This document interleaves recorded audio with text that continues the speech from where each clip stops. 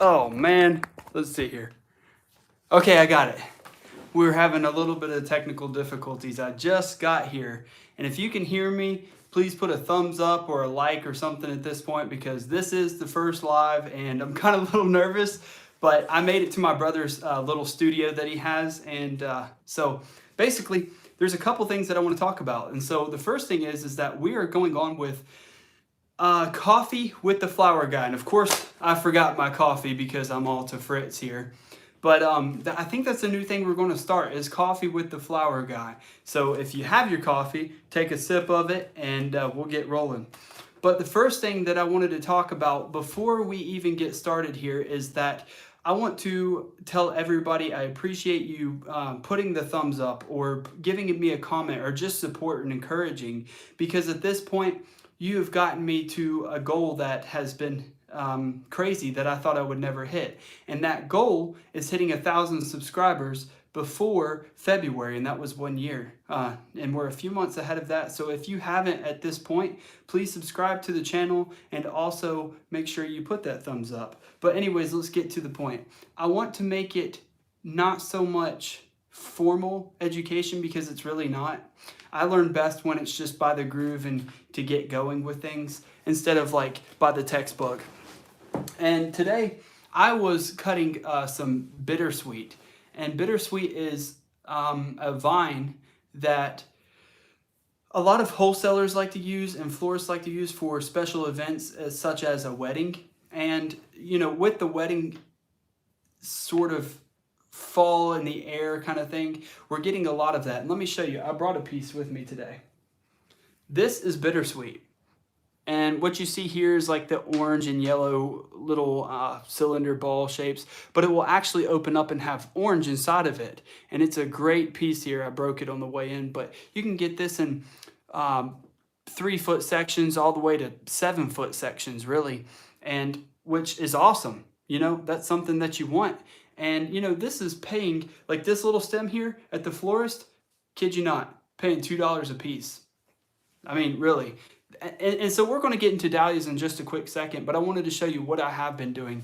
And I've been so busy. So, you know, the thing is that I was able to make a live, and I told you guys I was going to go live. Well, here we are. So, you know, I had a video for you guys. And the other part to that is this weekend coming up, we'll be going to the Homesteaders of America tour. And there will be a lot of great florists there, flower people, a lot of homesteaders. And that's mostly what I'm going for. And, you know, at that point, it's like, be sustainable and to learn about your area and what you can and cannot eat, maybe such as this thing. Another season that we're coming into here is this right here. What is it? It's white pine. And you can always put this, let's see, you can put it in wreaths, you can put it in staircases, you can put it in your floral designs, and also people are putting these on their mailboxes. So yeah, it is fuzzy, that's for sure. But somebody is having some problems, technical difficulties. I don't think it's anybody else because everybody seems to respond, but I'm just going to keep going with what we have here. Yeah, and garlands too. You know, this stuff is great. And also I have something else to show you. I've been cutting sedum, and here is a stick of sedum. This is like a stick, a stem of sedum. And, you know, these are going for about $1.20 a piece, I believe, if I'm selling it to the florist. And they're a little short, but next year they'll be 18 inches long. And the reason why I'm telling you this is because a lot of this stuff you can find in people's yards and say, hey, I'll give you 10% if you just, you let me cut some of that, and start selling it to the florist. I mean, literally, if you need this, and it's a great dried arrangement, and it also makes an awesome backbone to what your dried arrangement is trying to do. I haven't even sealed this in yet, and it's not even shattering. So you still have time, and it still has color to it there. Let's see. I wrote down some stuff to be able to tell you guys. All right, to the dahlias. You know, I've been showing you a lot inside of the field, and, you know, I don't know if I've showed you so much as the bouquet side or the wholesale side, but really just to put it all in a perspective for people, we're only about 2 to 3 weeks away to making to making the last of it, something go well for us. So 2 to 3 weeks, we hope to get, a solid 500 bunches a week. I mean, that's pushing something for 1,300 plants. That's, basically saying that's about two stems per plant per week. If you were to put that in some sort of configuration, 2 stems per plant per week is what we're getting right now. And that's pushing around, the 500 bunches mark. And, we're selling those to retail shops. We're also selling those to the majority wholesale. But if you can get the retail, that's where your prices are going to be a little bit higher for you. So if anybody has any questions on the 2 to 3 mark, or 2 to 3 more week mark, please let me know. And hey, Jess, it's nice to see you on here. If you guys haven't yet, Jess with Living on a Prairie Flower Farm, she actually put a video of us out last week about the comparison of wholesale to retail, just to jump to the side a little bit. And that it's an awesome video. It's about 15 minutes long, maybe a little shy of that, but check it out. Go to her YouTube channel, and I'm sure she'd really appreciate that as well. And so anyways, the next thing that we'll be doing from the 2 to 3 week mark is we will actually be jumping indoors and taking a lot of these dahlias that are in the field and cutting them completely off after they have had a hard frost, and taking them and putting them straight into the basement. Sorry, I'm just trying to reconfigure here. We are taking those straight into the basement, and people say that you need rest for the dahlias and vernalization and all these things, but it's not true. Sometimes you have to be able to break the rules of the flower growing process to even figure out what works for you and what works in your microclimate. That's what I've been trying to preach to people. I'm like, it may be true in some cases, but for your area, I would at least try to grow that particular variety at least 3 to 4 times, because you may be doing it wrong 2 times and then actually get a hold of it, and then it creates its growth the 3rd or 4th year. So that's what I would consider if I were going to tell somebody. Not that I'm trying to or anything. I'm just showing you in my life and my perspective.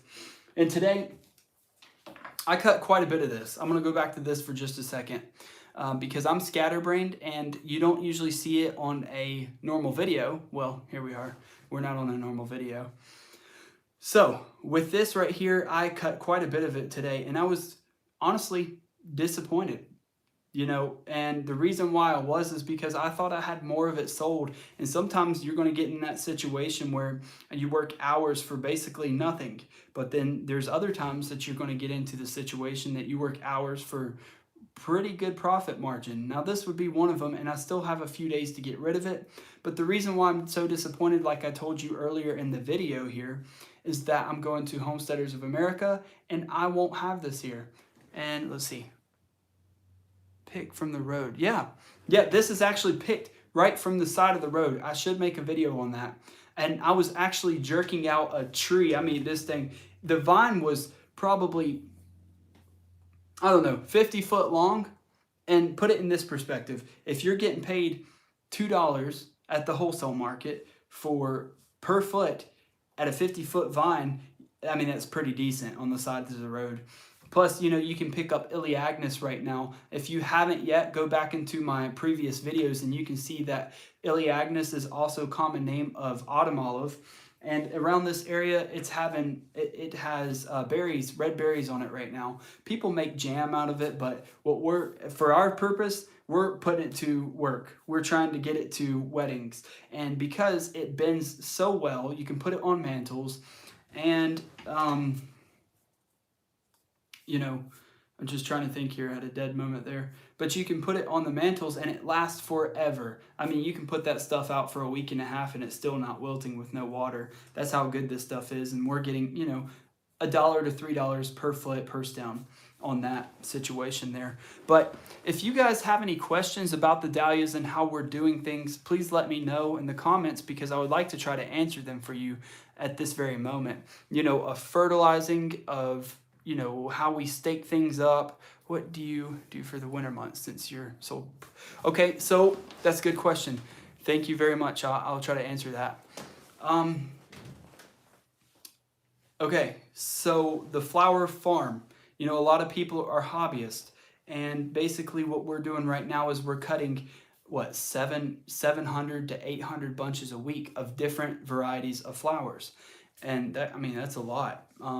So you have that in perspective of a reserve, but also in the wintertime, they will be doing indoor grow rooms. So we'll have 120 LED lights set up. I'm just going to say this again. If you haven't seen it in the previous videos, probably 10 or 15 videos back and haven't seen it, we do grow indoors. So you're able to see how we grow dahlias under the LED lights. And we're probably one of the few on the East Coast that do that commercially under LED lights, and which is really cool because we're getting a lot of colleges looking at what we're doing to take research from it. And you know, another thing that I'm going to be doing in the wintertime is I would like to try to write a book. And, you know, I've put in perspective a few things and have a few things jotted down. And what I mean by indoors really quick, just to clarify that, is, let's see, what do you pick? What color to plant for your buyers? Okay, I'm going to answer these questions as I go, but let me answer this one first. Indoors, we grow in the basement. It's an 1,800 square foot basement. You want cinder block, and we use a gas propane furnace. You know, that is a first good spot to mess with, and you want your lights to be about 1,000 watts per plant as you go through. And it is a good return. I mean, if you had 700 plants in there at 2 a piece, it's 1,400 stems a week, 1,400 at 120 LED lights. It's about, what, a $12,000 investment to make a $1,200 return. So that's per week, $1,200 per week. Where we buy our tubers from, we're hooked in pretty well with Edney Ball Horticulture, and you would know that by Dave Dowling. I do a lot of calling back and forth with Dave Dowling to ask him all kinds of crazy questions that probably not many other people ask him because I'm on the sides of the road. And it's like, hey Dave, do you think this would work? Because there's Hesperus Sweet Rocket that we're using on the sides of the road. You got your Queen's Anne's Lace on the sides of the road. You have holly, you have spicewood, you have, what is it? I told you guys I forgot the name of it. I went dead here. Let me come back to it. That sounds crazy, but I know. So anyways, you have all of those. And bittersweet. Thank you, Lisa. Bittersweet. Gosh, I'm telling you about what I've been cutting, but I can't even remember what I cut. That's called a brain dead, I guess. So the wintertime. We are just playing it reserved. That's why we kind of try to be sustainable. My wife had probably canned hundreds of quarts of just different varieties of vegetables for us to eat. And, you know, that's the whole point of us starting the channel, really, was to be able to have a homestead. And I'll tell you a little back history of where we came from really quick. So we did have a profitable landscaping business, and so we already had a little bit of knowledge in this. Well, about a year and a half ago, we decided to sell every bit of it, and it was profitable. We were making money, and we actually had, I think, 5 employees working for us. But at this point, we decided that we're going to sell out. So we sold out, and we always have to go all in. Of course, that's me. I either have to go all in or nothing. And that's how we started. And we had a mentor, and he's about 88 years old, and he can work beside me and probably outwork me almost every day. So he had a lot of insight. And one thing that I would tell you is either find a great channel to watch that's not going to waste your time with no value, or give you some sort of value that you can take and put it in perspective and put it out into your garden or wherever you're going to do this at. You know, for me, it is perfect to have a mentor. You always need a mentor, someone who's already done the messing up, somebody who's already had made lots of money at it. You know, a hobbyist is great. You know, that's where we all want to start at, but put it in perspective, put the math to it and say, what is it going to cost me to do this? Because sometimes you just have to drop everything, even if it's the sacrifice, because that's where I'm at right now. It is completely sacrifice of how we got to where we're at. very uncomfortable in the beginning situations. And honestly, we're still in that uncomfortable situation because we have a lot more purchasing to doing, a lot more buying to doing. But in the first year, we have became profitable, which a lot of other people can't. And I don't think it's that you can't, it's just that I don't want to step on anybody's feet here. It's just like, are you willing to take the sacrifice? And that's kind of where I'll leave it with that, because it's a lot. My wife stays home. She's a stay-at-home mom and to our two beautiful kids, and she does a great job taking care of them, which puts a lot on me, a lot of pressure. And I know that I have to get out there every day. I'm up before the sun comes up. I'm out cutting before the sun's even out, to know that I have to be able to take care of them, and I'll do whatever I have to do to make it happen. Hey, thanks, Phyllis, for letting me and encouraging me for that. But, so that's kind of where we're at. I did not take Lisa's class. I wouldn't, I'm not going to say I don't recommend it at all, because, take whatever education you can get for it and pay for it. I mean, whatever you have to do to be able to provide, to increase your knowledge.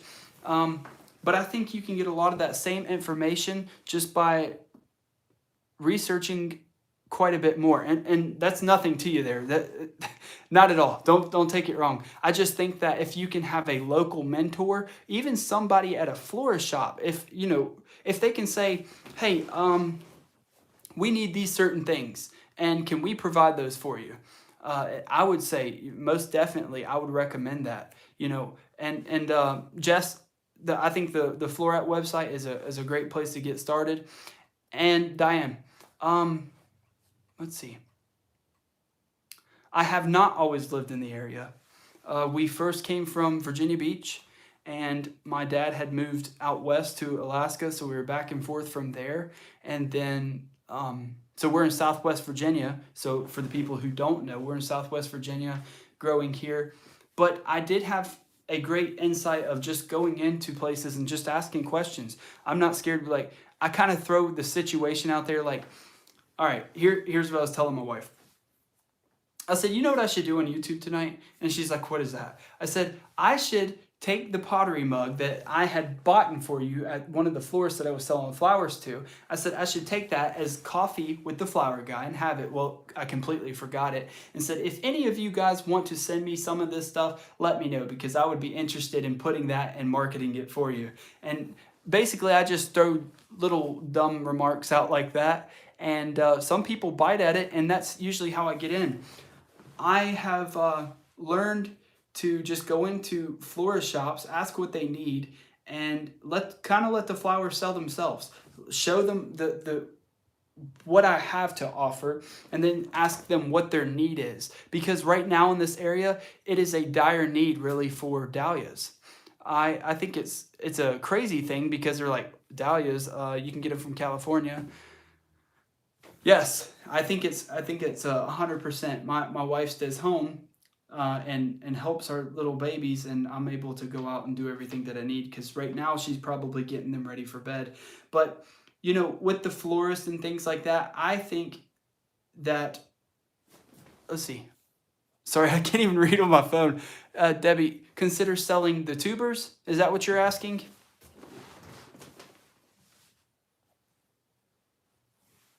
I'm sitting here waiting a little bit before I go on, because I know I'm all over the place, and I hope everybody can follow. It's a hard thing to try to follow Alex. Yes. All right, Debbie. So I would like to. I just have to figure out what is the best process, and maybe that's through Etsy.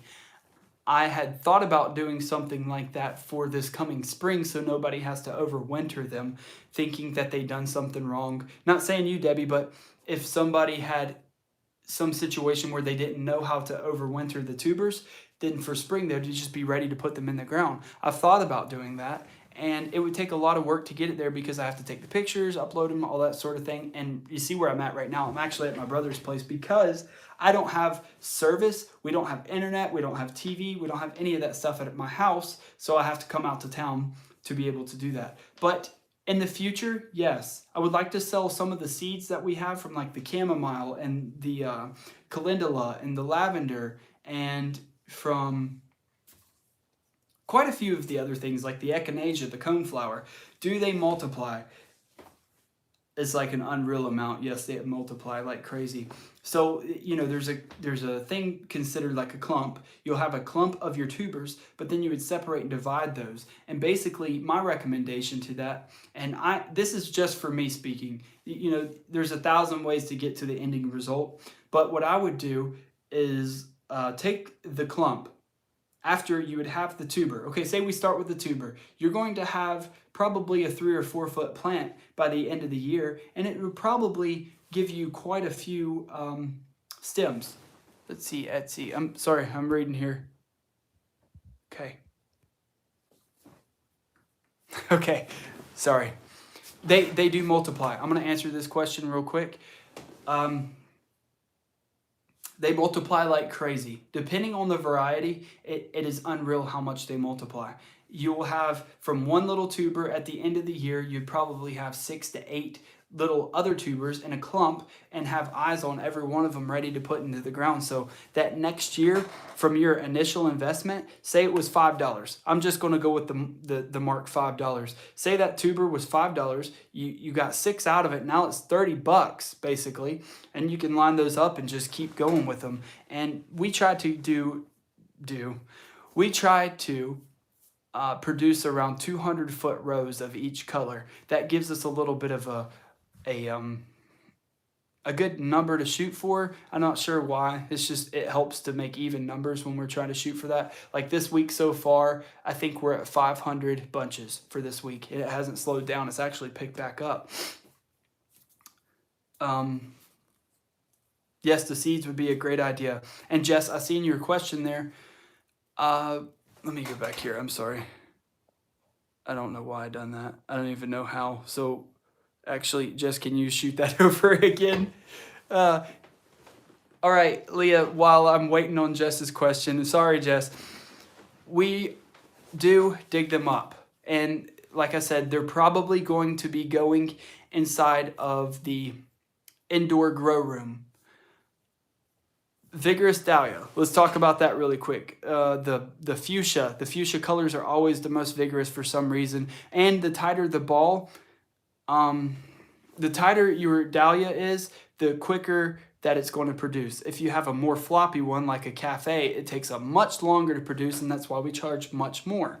Like if we were saying in a wholesale market, just to give you an idea of a dahlia, the cafe, for instance, is we give 3 of them for $7 to the wholesaler. Now you can do the math on that and get to wherever situation you're trying to get to that fits your farm. But Jess, yes, we will do a better cloning video on that for you, because when I was starting out, I was very nervous and trying to get all that together. And you know, you forget everything that you ever learned when you do your first video. And that was probably about the 5th video. So yeah, we can do another one. One thing that I would, let's see, when you're cloning, I'm going to just shoot out a couple things in case I forget in my cloning videos, is that don't bottom water them. You don't want your soil moist. Now, okay, if I'm saying this wrong and you've learned it from somebody else, by all means do it the way that you know. I'm just telling you the way that I know and the way that I probably get about 85% succession rate. So I'm going to give you my perspective here for a minute. Don't bottom water. That's the biggest thing. You don't want your soil all moist. And I don't know why that is. It's no big thing on that. I'm just telling you that's not what we're doing here. So basically what you would want to do is I've set up automatic misters to mist every 4 hours. And what you would have is we have trays of 28 that we put underneath of it. So like little plug size trays of 28. And then we have a cutting. You would take your cutting off the side or off the top if you're topping it off or something. And you would just take your cut it in a 45, take it in some rooting hormone, put it down in there and dip it into the soil. At that point, you have, you would have your plug form right there. So you want a lot of foliage. Some people say you don't want much foliage at all, but what I have found out to be is that if you have more foliage, then you can have more photosynthesis, which means you can take in more light, and you can also hold more water if it's every 4 hours. But the problem is with press braiding, you're going to have it, it's going to also release water. So you want it on a good cycle. We have it every 4 hours for 15 minutes of spray, of mist, and then it goes back into its cycle. So that works for about a month and a half. And like you would keep them inside of the plug forms, like the 28 to 24 size plugs. You would keep them in there for at least a month or a month and a half. Yeah. So, you don't have to use the rooting hormone, but what what I've seen is that when you're doing 600 of the cuttings there, I just want to be sure that I'm sure, and just add the rooting hormone, because 600 cuttings is a lot to do in a cycle of things, and at 85%, that's just where we're at. And we like to have it around 80 degrees Fahrenheit inside of wherever we're growing. If you have a grow mat, put that under there because you're not bottom watering, so that works. You could use those things. Cuttings from the Cafe Ole. Yeah, the Cafe Oles, they seem to root pretty easy. There's a couple of them that don't like to root pretty easy, like the stiffer stems for some reason, like the Dark Destiny, which is a really deep burgundy, doesn't seem that it wants to root that well, or that easy, I should say. Is there any other questions? I've seen some like on fertilizing, some on staking, some on, it could be a business question. I'm just wondering if anybody has those sorts of questions. My favorite is the business side of it, honestly, because that's where you can really rapidly expand on something.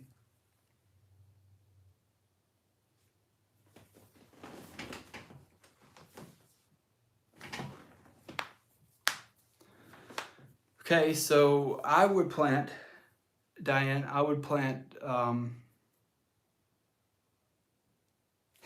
it really depends. How risky are you? That's the question I should ask. How risky are you? Because, plant them May 15th.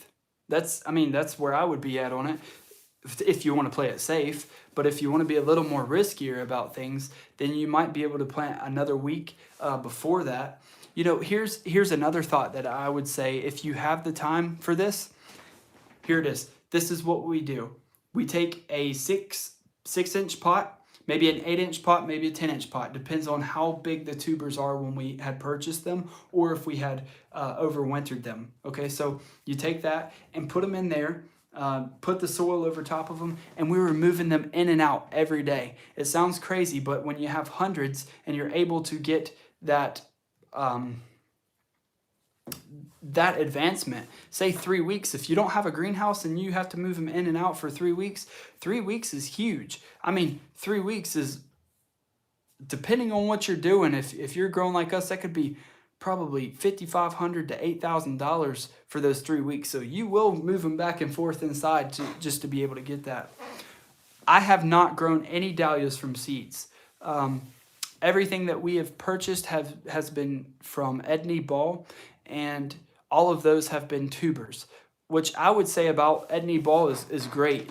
They come in clumps. You might have 2 or 3 in one clump, which is great because then you get a few eyes, and if you cut them down and propagate them correctly, what you're going to have is you'll have 8 to 10 stems, not main stems, but you'll have branching off to your side shoots, strong side shoots, to have 8 buds ready to go, just probably a month and a half later after planting them. So Diane, I would say May 15th if you want to be completely safe. But if you want to maybe put them in pots, you could do that, like those little plastic pots.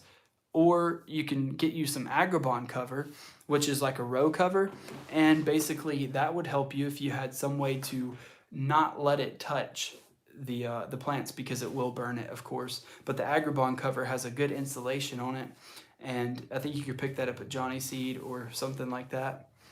The greenhouse would work great because you could just move those pots in and out, in and out. And I would start them, a month early if you were to be putting them in pots and then remove them and stick them in the ground. I've stuck them in the ground 3 foot high already and just plopped them down in the ground. Direct bouquets to hedge itself.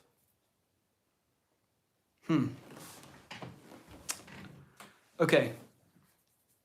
For us and my family, what's worked for us is that, let's see, I'm just reading here.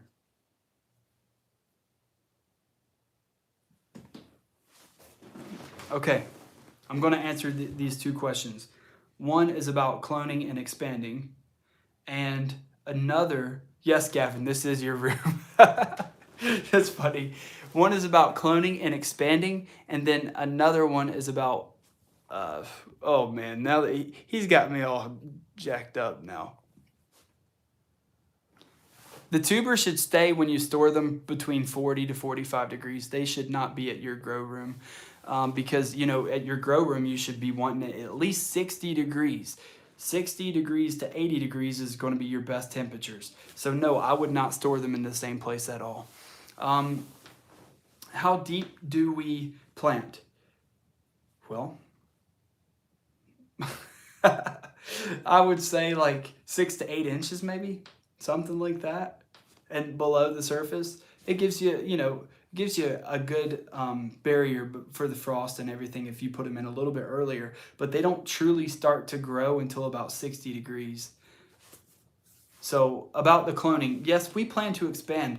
I mean, I would love to plan to expand. I would love to have probably 10, 15, 20,000 dahlia plants. And yes, like that's what I would do. I mean, if we wanted to mass produce them, because we do quite a bit on the southeast of the United States, as far as like Georgia, South Carolina, North Carolina, Virginia, Maryland, those sorts of things. And hopefully we plan to expand into Kentucky, Ohio, and West Virginia very soon. Jess, if you would watch about the Dahlia tour video, I think it was. Yes, it was yeah, not like the iris. Not at all. So anyways, if you will watch about 2 videos back on the Dahlia tours, I actually show and visualize the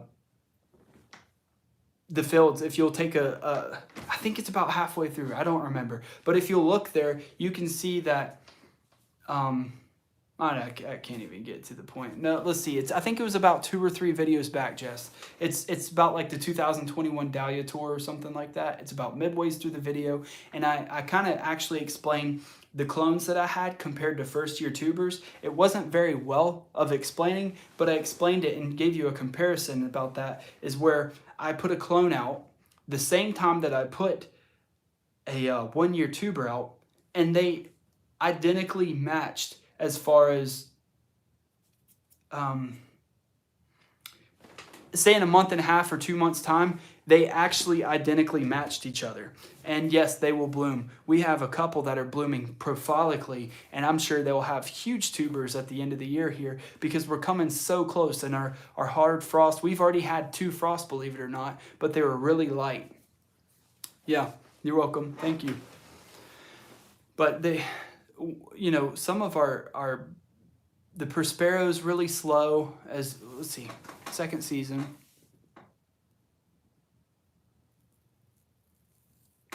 Jonah, let's answer that question. Are both of you like, would both of you be working full time? Do you have kids? I mean, that plays a big part in it. But I think if you could potentially put in 40 to 60 hours yourself and have your wife put in 30 to 40 hours, oh yeah, you can definitely make it. And how many acres?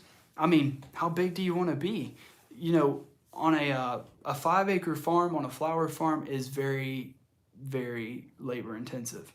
Right now, the dahlia patch that we have, just in dahlias alone, I think is around, let's see, I think there's 12.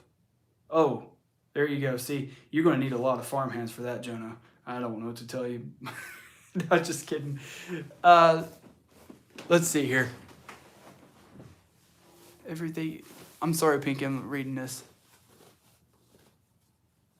Okay, let's answer Jonah's question, and I'm going to go to Pinky's question about our sprays. Okay,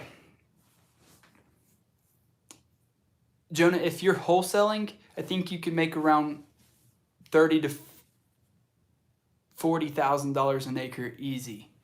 If you're retailing, you could make, I mean, I'm just going to throw this number out because I have seen it and it has been factual evidence of in the Mother Earth News Fair. I think it was a couple months ago, but I think they were showing somewhere between 60 and 70,000 on retail just alone, which is crazy. How to start the ranunculus is so grow them. Yes, Bertha, I'm growing the ranunculus right now, and I have been working on a video that I need to get out. So Jonah, back to your question really quick. I would say if you could do it, probably 5 acres would be great and enough. Depending on what kind of flowers that you would focus on is the biggest question. And if I were you, I would focus more on focal flowers compared to filler flowers, unless you're making your own bouquets. And what's worked for us, it wasn't bouquets. I mean, that's great extra little side money here and there, $50 here, $50 there, maybe $100. But consistency is everything. Even turnover is everything. So if you can go around and get you about 40 or 50 florists, I mean, I was skeptical about going outside of our town, and we live in a small town. There's only one florist. You know, the next town over, there's a couple, I think 2. There's the next town over, maybe 3. But anyways, when we go traveling to sell the flowers, it's, let's see, it's a minimum probably of 400 miles a day, a minimum, to sell the flowers. And if you get a little bit closer, I'm trying to work some new deals like up in West Virginia right now. If you can get a little bit closer on that, then of course you're doing much better because it's only 100 miles there, 100 miles back. And you know, you have to be firm with these wholesalers. You have to tell them, hey, I need a shipping charge, because freight's not cheap and freight's not free. That's for sure. When they're coming from California, they don't just say, la-di-da-di-da, we're just going to send this over. No, be firm in your word when you're telling these people, like, hey, I'm going to need, you know, $50 for my shipping or something like that when I'm bringing them over to you as far as a wholesaler. And it just takes time. You just have to basically annoy somebody, really. That's what I'm doing right now. You know, you just find a bunch of... where to focus on our time right now is focus. Yes, it's just focus on a few different flowers. How do you know what to charge, Debbie? There is a great, and maybe one of you can help me out with this. I don't remember what it is, but I think it's like Boston Ornamentals. I think that's the name of it. If you look that up, it's called Boston Ornamentals.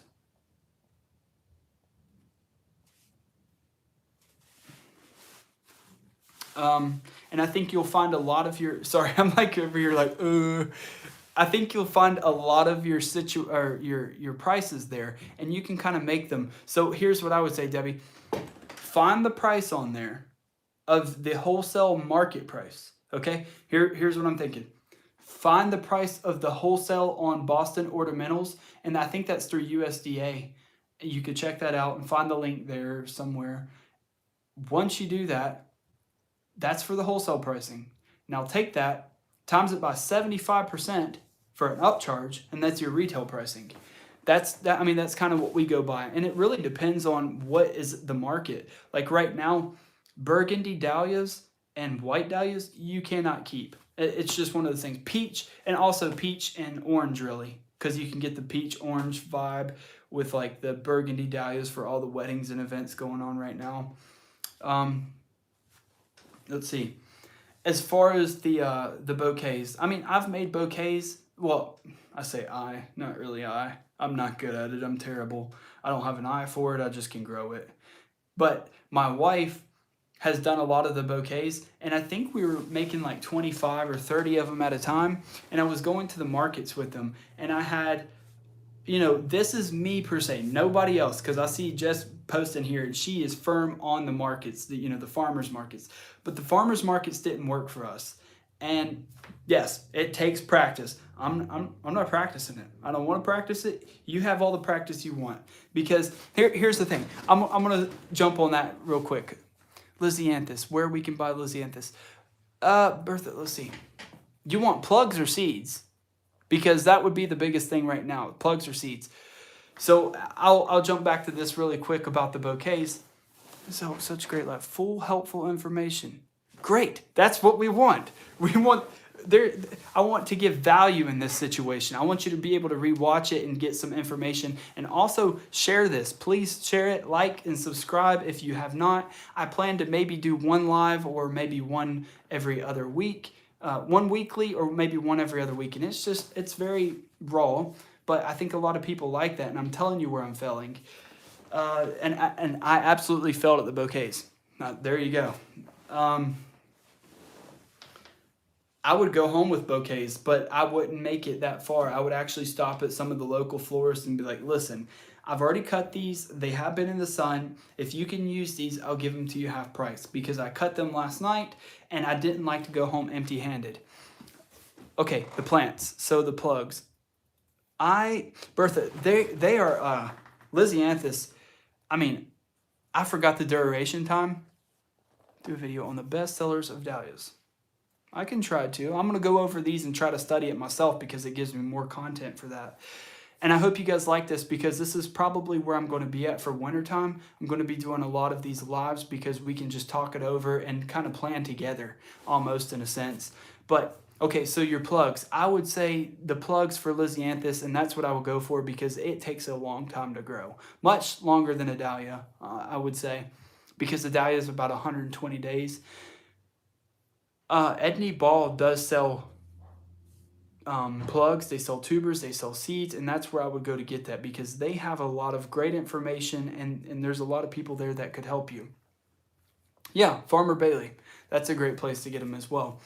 And you know, those are just some of the places that I use. I mean, there's many more that you could use, but I've always had very great success using them. Farmer Bailey's really good, and I would, like I said, I would love to get an Etsy account.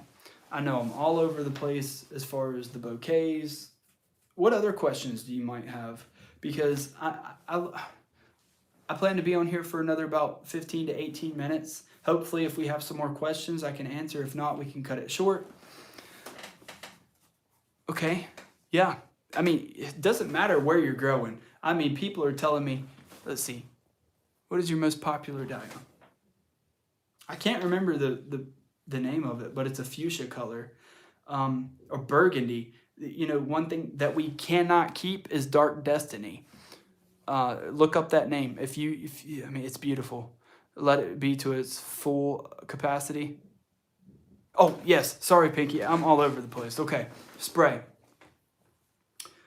For the deer. No, it does not smell, because after it dries out, it's pretty good, because what we'll do is like spray a section that we know we're not going to pick that day, and we go for, you know, we try to like section it out. We'll spray this section of a third of it, go to this section, do a third of it, and then we'll go to this section and do a third of it, and you kind of delay yourself a little bit, so you'll have at least a day where you're not spraying it. So if you have a smaller situation and not big sections, you can do one row, another row, and that's like every 3 days.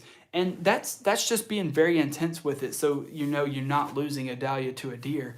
It could be the situation where you only spray them one time a week. If you have no rain and you're not overhead watering, and you're like doing drip tapes or soaker hoses or something like that, then you know you don't have to worry about it so much with the soaker hoses and the drip tape.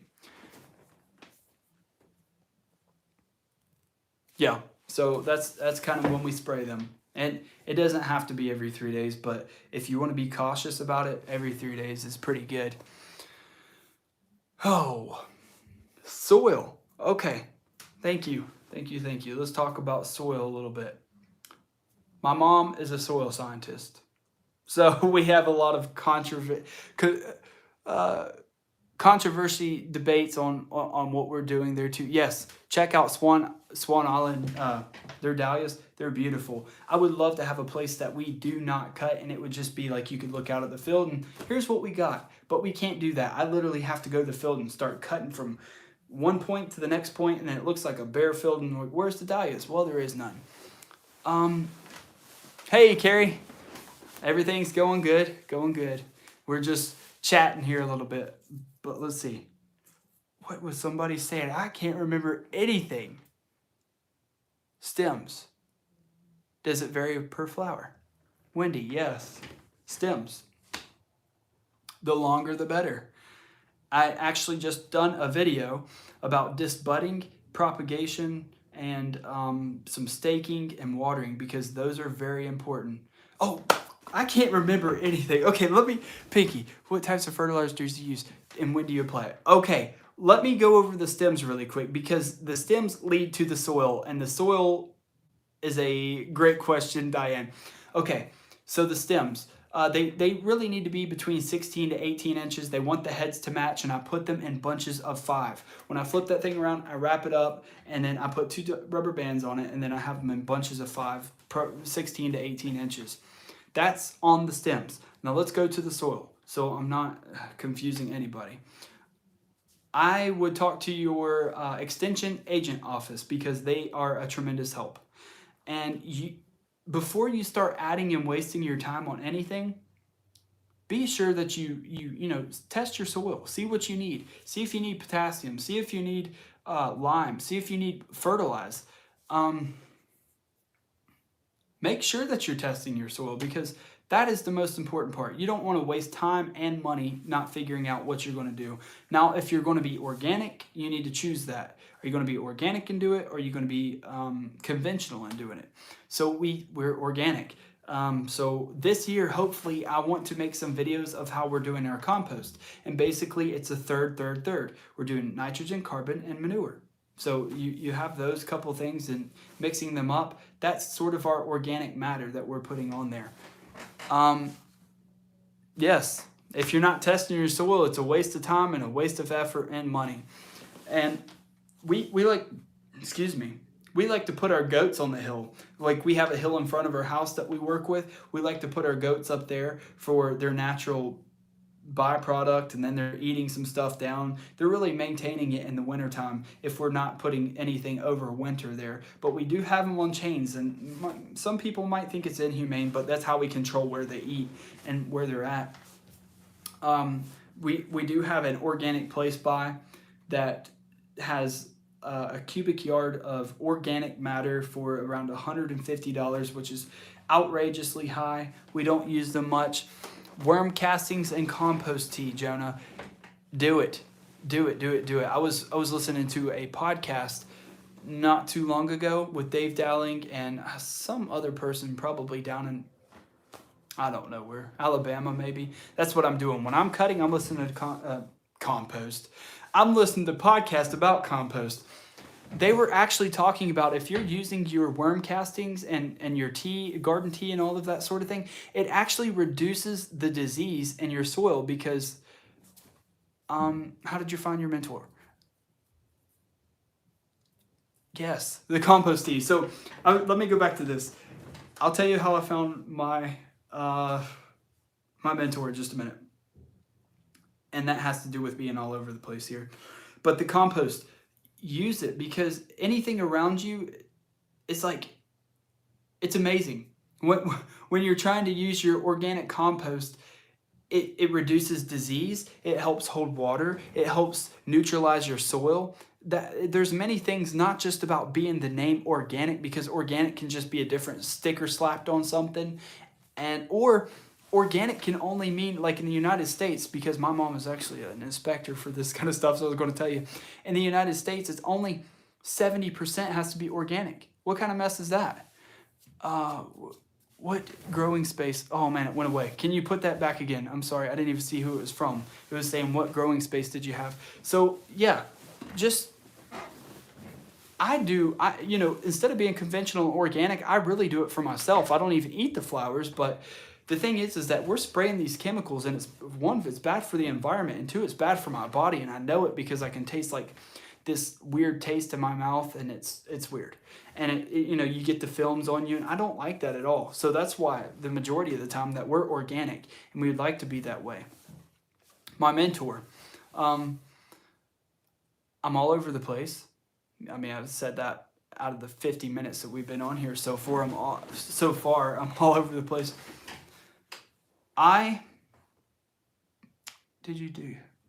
Yes. We do dig the dahlias up after the first frost. I'll get to that in a minute as well. Okay, so And I'll get to the cinnamon because I never answered that question. There's so many that I did not answer, and I really apologize. I'm trying this. I wanted to learn microgreens because I wanted something to do like in the winter because there was nothing to do because I had landscaping, but I'm like, I need something else to do. So I went to this guy, and he was a local grower.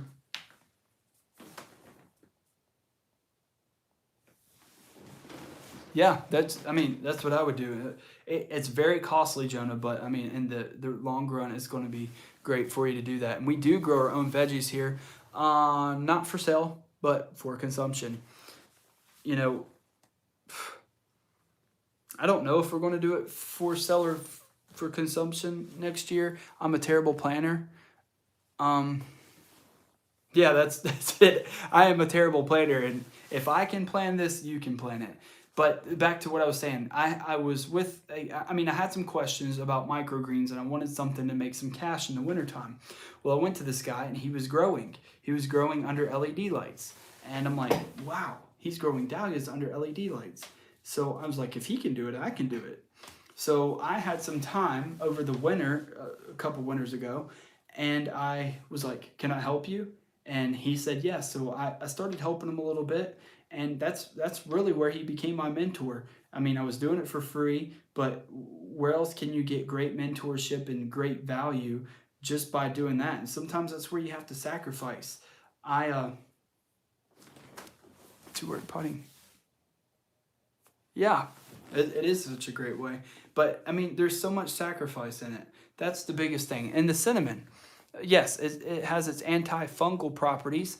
And we tried to make a solution of water and with a little bit of cinnamon in it and dip the actual stem of the head of the neck of the tuber inside of there. Then you would have that like coating on the top of it, let it dry. Sprinkle your cinnamon over top of your tubers once you pull them out the ground. Now the first time to pull them out the ground is you have your tubers, and then you have a hard frost. You want to cut them off and then just let them sit for a few days to harden off.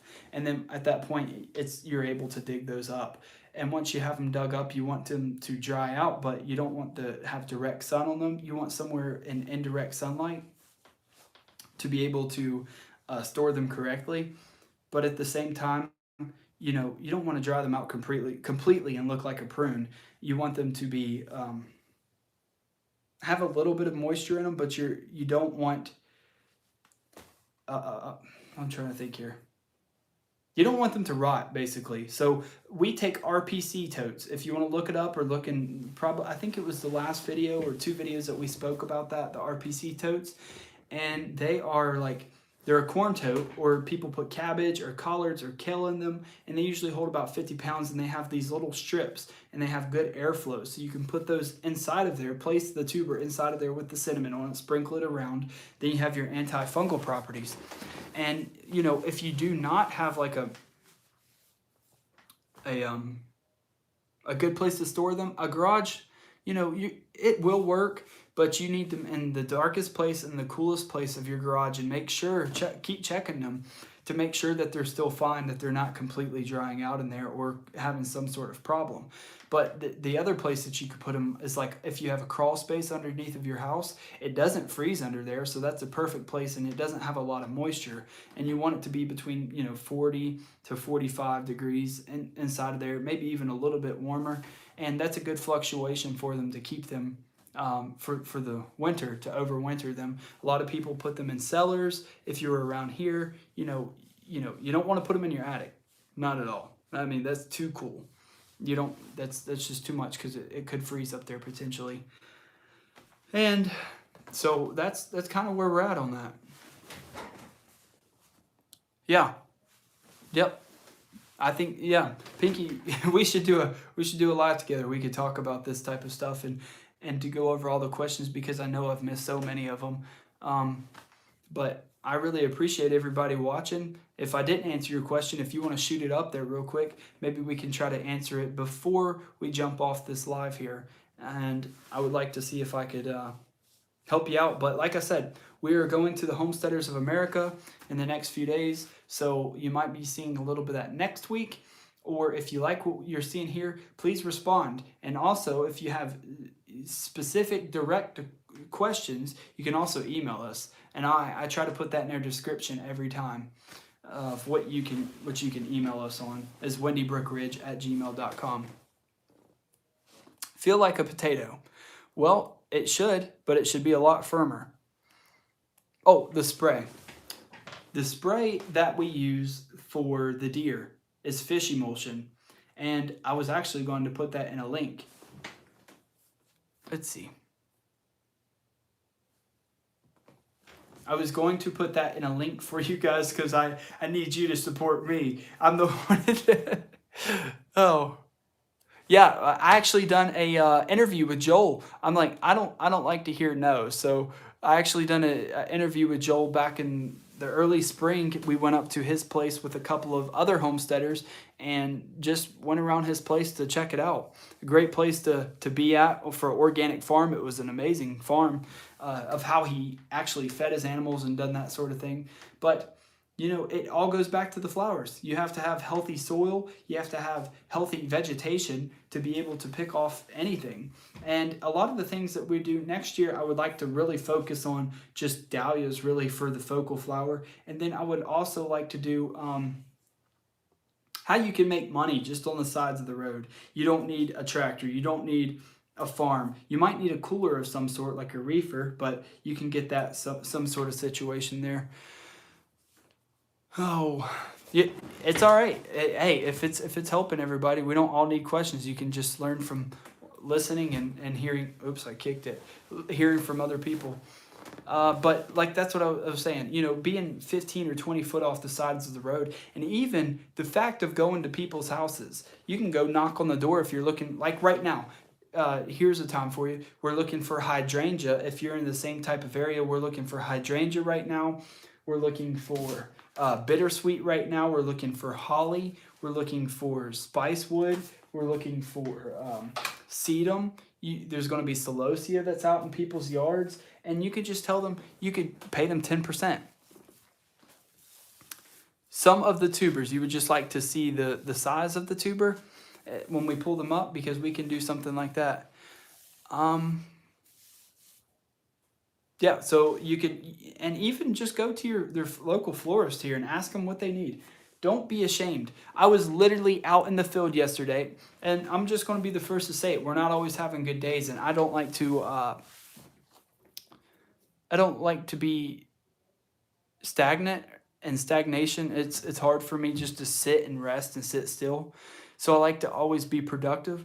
But one of the things that I done yesterday is I literally called. I'm saying literally because I did. I literally called from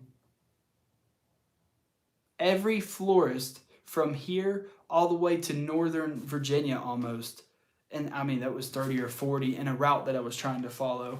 And just to ask them what they needed. Don't be scared to ask them what they might need, or say, hey, I'm a local grower. I'd like to be able to help you. I don't have much. Just be transparent with them. Say, I only have 60 plants, but I'm willing to help you out, and here's my colors. Little garden, big dreams. We go for a lot of fillers. That's usually all you're going to see. You're not going to see a lot of focal flowers out for wildflowers. You're going to see more filler. And, you know, another one that we're going to be looking for at the first of the year is Hesperus, which is Sweet Rocket, which is a great thing to have. Yes, be looking at that stuff on the side of the road in Australia. Don't get bit by one of those snakes, though. We don't need that. But I'm the worst to be on the sides of the road and something come out. Or one time I stepped on a copperhead nest, but that was while I was fishing, so we weren't that bad. I just jumped in the water, and apparently they swim too. But anyways, you're looking for filler, and it's not going to be very, very expensive when you're. It will be worth your time if you can find somebody who doesn't want that much of the volume that you're getting off the sides of the road. Just make it look pretty, and you want it. Okay, here's another thing: you don't want it at full bloom. Never. Like, that's one thing I should have said. On your fillers on the sides of the road, you don't want it at full bloom. You really want it about half. You mean, no, 50 to 60 on that half. Yeah, maybe we could do that. Jess, if you're still on here, we can probably come up with some sort of top 10. Maybe we can do a live together somehow, some way. I'm not really sure. Maybe with your people as well. But, you know, let me get back to the fillers really quick. Sorry. This is crazy. I can't read all these questions I'm going through here. Okay, but we're running a little bit over time, and that's fine. I just wanted to briefly talk about this because there's some people like from Australia right now. Don't be picking the flowers if they're fully bloomed out. I mean, if you're trying to take them to a wholesaler or a florist, they're not going to take it. It's pretty to look at, but they're not going to take it. Now, if you're coming straight into spring, that's another thing we should talk about because now you have flowers blooming everywhere. I do have an Instagram, and I'll link, well, I don't know if I can link it in this. Our Instagram name, if anybody wants to look at it and to see what we have available and to follow along with us, is Wendy Brook Ridge, WindyBrookRidge, Wendy Brook Ridge. And it's a name that my wife and I started as a farm. Wendy Brook Ridge, and you're with the flower guy. So on YouTube, we're the flower guy on Wendy Brook Ridge there. But we do have a Facebook as well, the Wendy Brook Ridge on Facebook. I think that's about it. And I would, if you guys are interested, please let me know below if you want lives every week. Does it help you better than a normal video? I would like to know that because, you know, for me, it's like coffee with the flower guy. We can talk about all the problems that we're having. You know, maybe we can even, with some of the viewers, maybe this might be cool. We can bring them on like a little section here of live and talk to them about that. Let's just try to figure that out because I'm want to build content for you guys, and maybe this winter it might be more lives than anything. Maybe we can do one every couple days really just to see what's going on and the updates and just talk about and learn, or maybe even talk about specific flowers. It doesn't have to be 62 minutes long, but just everything really. Let's see. So if we can get our questions together, that would be great. So I'm not rambling around, and maybe I can get on, I don't know, maybe I can try to stay on track with somebody. If I can have maybe one or two admins maybe next time. And we don't even have a lot of people on here. That's the crazy thing. I'm over here and can't even keep it together. Last question, is there a market for wildflowers? Absolutely, Victoria, there is a market for it. They're not going to pay as much as a focal flower, but you just got to pick more of them, and that's it. I'll talk about that really quick. That's fine. Wildflowers, you have to figure out how they hold up first. That's going to be your main concern. How do they hold up? Do your research. Find a mentor. Look it up, you know, on the internet. Ask me. Ask somebody you know. Or just even call a florist and say, hey, what kind of fillers would you need or want in this area? You could just literally, yes, how about that? That would be a great situation. I'm so glad that somebody can figure that out. You can email me your questions. And then what I'll do is I'll put them in a list and we'll go through them, and I'll try to go through on detail on the questions. That's completely enough. Yeah, I guess I should completely ignore that, but it comes straight across my screen and I can't see anything. Yeah, well, hey, Bertha, she probably agrees with your encouragement. She loves her flowers too. But thank you so much for watching. Oh, anyways, please email me your questions. Let's get to that real quick. WindyBrookRidge@gmail.com. WindyBrookRidge@gmail. And we'll look forward to seeing you on the next one. If you haven't already, please leave a thumbs up. Leave a like. I guess it's the same thing. Leave a comment just saying that you were here on the channel with us, because that's what we appreciate. And if you haven't already, just share this, because I'm I'm about giving free knowledge away, but at the same time, there's sacrifice to it. So, in the future, we can try to figure out what's going on. And I really appreciate everybody being able to ask me these things. And maybe we can work together on some way if you need certain assistance. Maybe I don't know. I'm just rambling again. But I really appreciate it. We look forward to seeing you and see you on the next one. If I can figure out how to get this thing off. Let me see. Okay, bye guys.